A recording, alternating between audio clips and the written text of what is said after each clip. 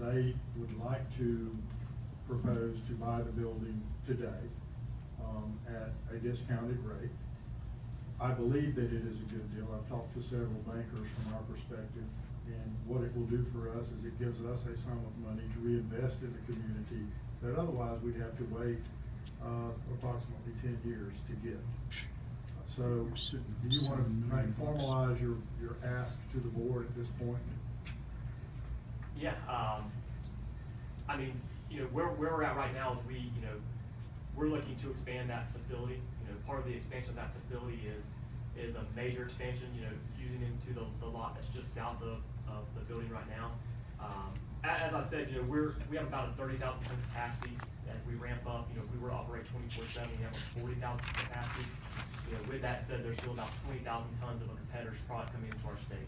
Our goal, our business plan is, and the way I put it in kind of Brian's words, is I want to build the wall, right? But a different wall. I want to stop competitors from coming in to the state of Florida. And to do that, we have to capitalize on one specific market, one specific product that we're not experts at, that's not part of our core competency right now. So that's a lower duration, a lower coated product that's going to be basically going into every landscape, every homeowner, every turf blend that's being made right now, as regulated by the state of Florida.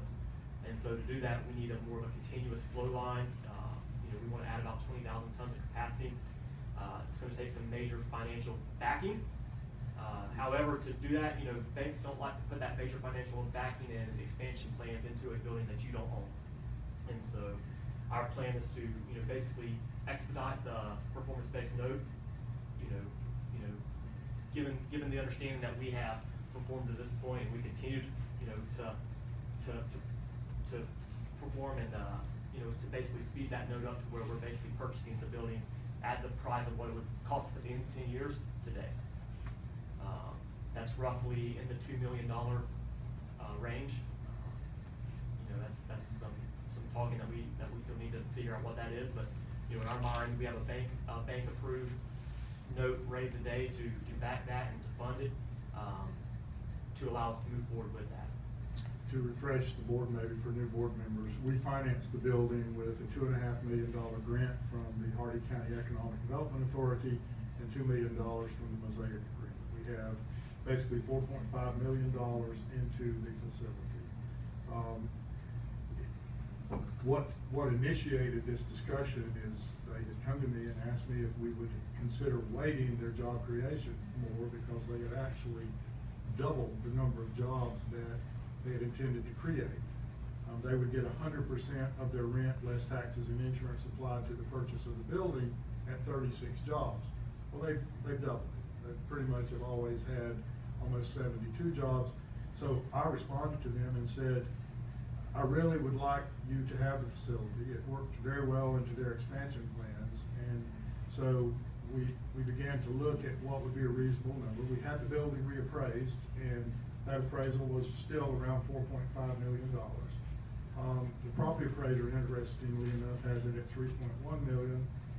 And I think your bank appraisal was $3.9 million. We have a bank order appraisal for 3.9. 3.9. So 4.5 to 3.1, we're in that range. And I had told them that I would like to initiate this discussion at 50% of our invested amount.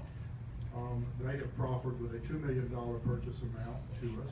Jesus. And I believe it's a good deal when you take in all of the factors involved in especially owning a building that is used to produce fertilizer. That building needs to be owned by the company that's producing the fertilizer. They can do things, and I think one of the interesting things, Kevin, you told me the other day that you do your sandblasting with dry ice in the building. Correct. We actually use a company right now to do ice blasting in the facility to maintain the structural integrity of the facility. And there's just a lot to maintaining a structure like this, and I think from a standpoint of prudency on behalf of the IDA, we should seriously consider discounting this building and selling it to them. Additionally, we have budgeted $800,000 for the expansion of another building, and it frees that money up for us to do something else with. So, and I want to make sure I say, from the terms of it, when you say discount, it's more of a, expediting the employee-based performance note versus a true discount. It's, I mean, add to something Bill said, the original, and Sarah, correct me if I'm mistaken, I think the original job count was 24. Correct. And it was, but there was credit for each additional 6 up to 36, if I remember. With a cap of 36. Correct, cap of 36. There's a credit of 50,000 per additional 6 jobs, capped at 36 that they would receive. I might also say that they have invested millions into the building. Millions. I'm not sure exactly how much it is, but it's, Millions. they're not going anywhere. Yeah, to your point, Bill, the 4.5 appraisal from your bank and the 3.9 appraisal from our bank did not include any upgrades or facility improvements that Florikan put into that, which you're correct, is to the tune of about another 1.4 to 1.5 million. Brian, one of the questions that I wanted to ask is, basically for the additional investment that you all are looking to do with the loan that you're getting, is that going to add additional jobs in Hardy County, or is that going to basically keep the job numbers the same and give you just additional production area? No, so if you, Vanessa, if you look back at the PowerPoint in 2013, we had that estimated at a 20,000 ton capacity, so 54 jobs at 20,000 tons. We're at a 30,000 ton capacity now, that's 72 jobs. It's not gonna be straight linear math, we're not gonna have 97 or 100 jobs at 40,000 tons, but, to do that, to go from where we're at right now, we'll have to go to 24/7 production, which will entail adding a completely new shift.